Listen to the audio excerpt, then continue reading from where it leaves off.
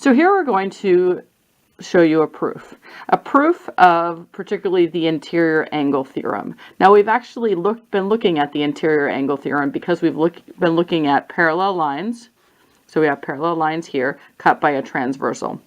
And as you remember, the interior angles on the same side of the transversal are supplementary. So that means if we're looking at a transversal, then we have angles that are supplementary. So so this angle, say, and this angle are supplementary. They're equal to 180 degrees. But let's actually write that down. So we're going to perform this proof, and we actually want to specifically write down prove. Now, specifically, we're going to say angles, the measure of angle BGH. So that's BGH, which is this angle here, is added to the angle of DHG, so DHG, and that equals 180 degrees. Now, the way we're going to have our proof is we're going to make two columns, one that says statement and one that says reason or reasoning. I'll write reasoning here. And so let's see what steps we can take. So the steps we are going to start with, first of all, is to say that the line AB right here, is parallel to the line CD.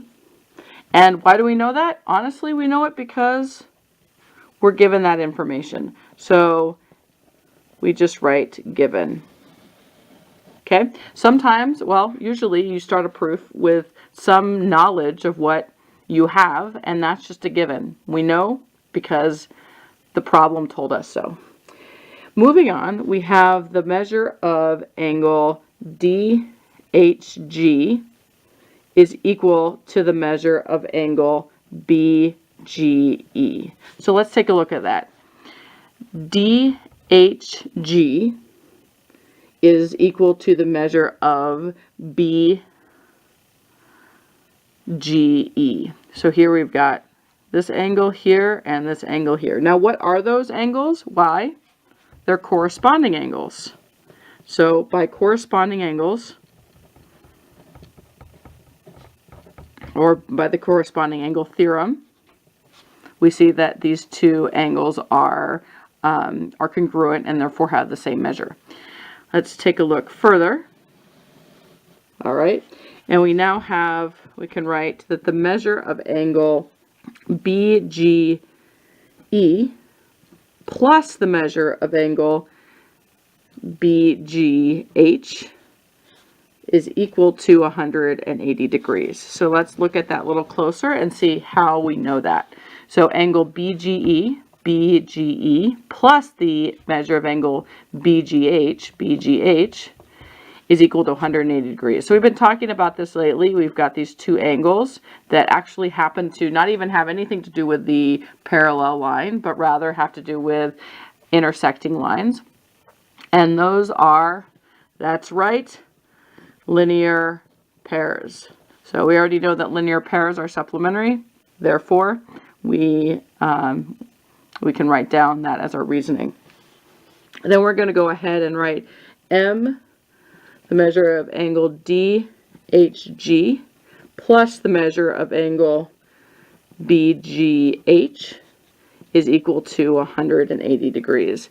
And what we're going to do is here is use something called the substitution property.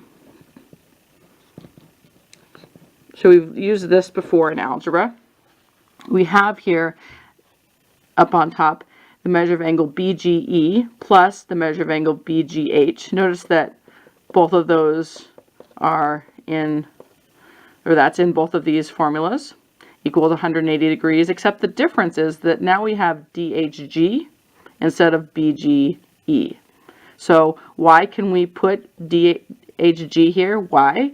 Yes, we can just substitute them. So we see that BGE is equal to the angle DHG, and that is the substitution property. And with that, we know that interior angles, which these are, interior angles, are supplementary.